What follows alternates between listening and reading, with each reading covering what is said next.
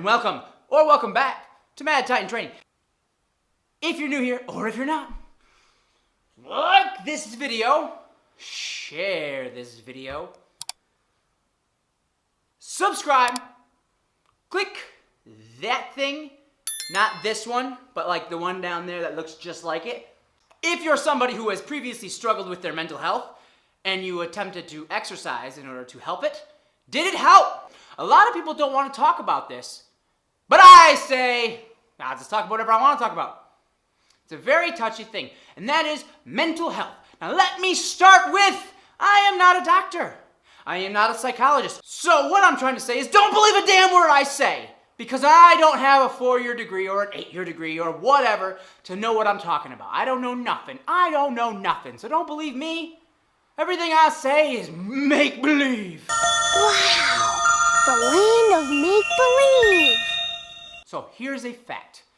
Now, you might not like this fact, you might not believe this fact, but this is just a fact. This is scientifically studied, it's scientifically backed. We know this. We know this with certainty. So stop before you start commenting. I'm not just saying this because it's like, oh, he's just trying to sell me something. Oh, he's just saying that because it's what he does.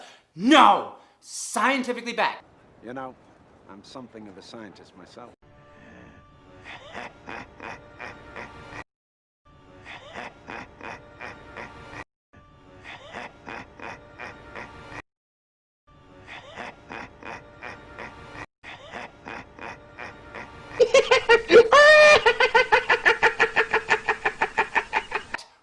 Exercise helps with depression and anxiety. Exercise, specifically cardiovascular activity, releases endorphins. And endorphins make you feel happy and joyous. It's like taking Santa Claus and you tie him down and you take a syringe and you stick it in him, pull his blood out, and then you put it in you. For all of you who have a Santa Claus in their basement and then he's tied up because you want to take his blood out so you can inject that joy straight into your heart. Yeah, it's a rush, ain't it? Oh, what a rush! Not that I would know. Kids, don't inject Santa's blood into your heart. It's not good for you. So yes, exercise factually helps with your mental health. None of this is anything to be embarrassed about. These are things that everybody deals with. Depression, anxiety, the feeling of the walls closing in. You know the feelings, right? A lot of people deal with this. It's very common. So don't be like, oh my God, he's talking about something that I'm sensitive to. Just listen to me. Swear to me. Because it does help. Exercise does help. That is factual. Yes, it's scientifically backed. But it also anecdotally is backed. I have trained many people. Many of you watching this have been trained by me. Go ahead. Leave a comment and tell me, how did it help your mental health? It's the camaraderie sometimes, but the exercise itself makes you feel better about yourself. It makes you feel good. It makes you have those releases of endorphins. We called it a runner's high when I was a runner. We'd get done running and you have that high. I remember specifically running this one time, I ran 12 miles. Yeah, it was great. I don't know why, but I remember this one specific time that I ran 12 miles. And I was so hyped up when I got done to do it again. I get very excited about exercise. Believe me, ask my wife. Wife, comment below and tell everybody, no, he really does. He really does get excited about exercise. I got a bike trainer so I can ride my bike inside all winter. I am excited. I am always pumped to exercise. It makes me feel good. It makes you feel good. Whether you know it or not, it does. Am I saying, get off your antidepressants, you don't need no medicine? Blah. No, I'm saying, try this. Try exercise. Try to go run. Try to do a bike ride. Try to do the elliptical thing. Ellipticaling, as I've been calling it. Try lifting weights. Try calisthenics. Try swimming. Try competitive cheerleading. Try ballet. Do or do not. There is no try. Hey, I don't know. I don't know what gives you joy. I know what gives me joy.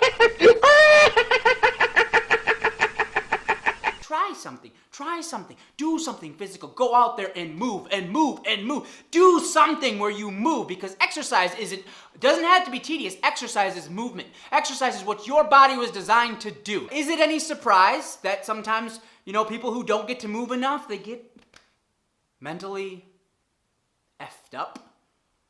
We live in a world where it's very common to play video games for 10 hours. I don't want to live on this planet anymore.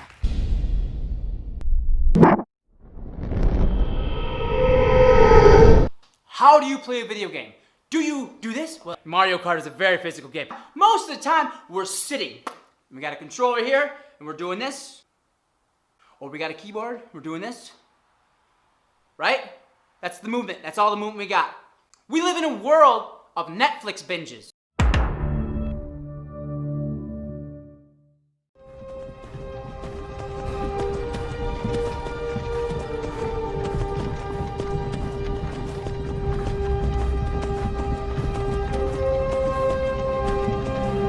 That episode's over. I'm gonna watch the next 10. Oh my god, they just released a whole new season of insert popular show name here.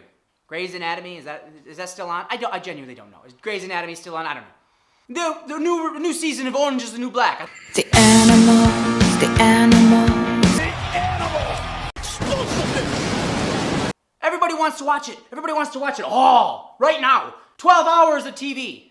Especially in 2020. We live in a world of I'm stuck inside all the time. I'm not allowed to do anything, right? We live in a world where computers are doing a lot of work for us. We live in a world where machines do a lot of work for us. So we live in a world where we as human beings aren't as mobile. We don't move as much as we used to. Here at Mad Titan University, we know what's important in life. Things like learning, education, and love, and acceptance. But moreover, what's more important than any of that is sick fucking biceps. That's why we have several courses strictly on how to get sick fucking biceps. Sign up now for Mad Titan University. Today we're going to be improving our listening skills. Listening is one of the ways we receive information. You need to be careful. You need to know correlation and causation are different. When they say, people born in February tend to live longer. That might be a fact, I don't know. People born in February tend to live longer. Listen, there are 12 months, and in one of those months, the average lifespan is the highest. Does that mean that being born in February means you are definitely going to live longer? No! It just means that people who were born in February just happen to. It doesn't mean that the month of February is the cause of older age. What it means is that it's a correlation. So let's look at a correlation, and whether or not there's a causation is up to you to decide, or up to some scientist who has a degree in this. The world and the amount of activity within it. Let's graph it. As time goes on, we don't have to hunt for our food. We don't have to work so much because machines do it, because computers do it. We have more video games, more television to binge. We got streaming, so we get to watch. We've got YouTube. When you watch my channel, you'd better be doing cardio. Put your headphones in, set them on the machine, or put your phone in your pocket and listen to me while you do cardio.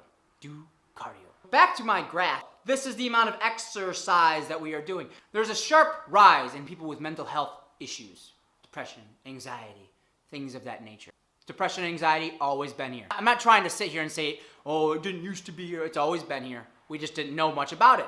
But let's face it, it is getting worse. It is becoming worse, especially in 2020. In the age of 2020, you've been here. You know what it's like. There is a sharp rise in the number of people who have problems with their mental health. It's going like this. As the world does this. As it becomes more computerized, more machines, as it becomes more sitting on the couch watching TV, this is what's happening in the world. Are they linked? Do we know for fact that they are linked together? No. There's a whole lot of other things. Wealth, health insurance is harder to get, money's harder to come by. I understand. But there is a sharp rise in these issues as the world becomes more and more sedentary. Something worth noting, just for you. Go ahead and comment about how wrong I am. He's just saying that. There's all these other reasons Listen. Hey! Listen! Correlation and causation. Not the same thing. I'm not saying they are directly linked. I am just saying science has proven that exercise and movement helps with your mental health.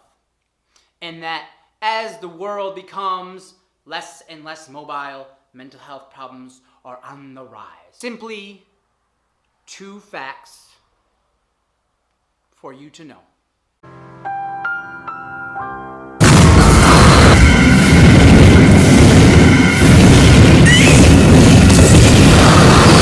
I have trained many people who have told me, hey, I feel a lot better now. I have trained many people who have fallen off the wagon and quit working out and said, hey, I got to get back at it. My mental health. I am struggling with depression and anxiety. I'm struggling. I myself was on the injured list for quite some time with this. I haven't shown that on camera before. I was off my feet for a while. And let me tell you, sitting on a couch, watching Breaking Bad, I pledge myself to your teachings. You're goddamn right. Breaking Bad was great. Ask anybody who knew me in that period of my life, and they will all tell you, yeah, he was miserable. He just wanted to get out. He just wanted to go for walks. He just wanted to go for a run. He just wanted to go lift weights. I wanted to lift weights so bad. I wanted to go for a bike ride so bad. But I couldn't even run because I couldn't swing my arm. I couldn't do anything. The most I could do was walk to the library and sit on a computer there instead. I know the struggle of being forced to sit and do nothing. I'm not saying it's a guaranteed work. I'm not saying it's guaranteed to work. I'm saying try it. Give it a shot. Try something new. Try to become more mobile. Try to do more moving. Try interpretive dance.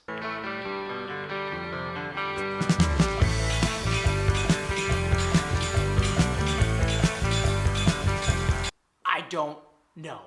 Try stuff.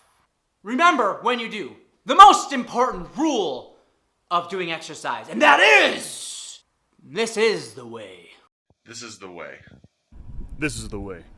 This is the way. This is the way. This is the way. This is the way.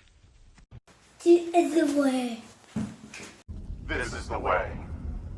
This is the way.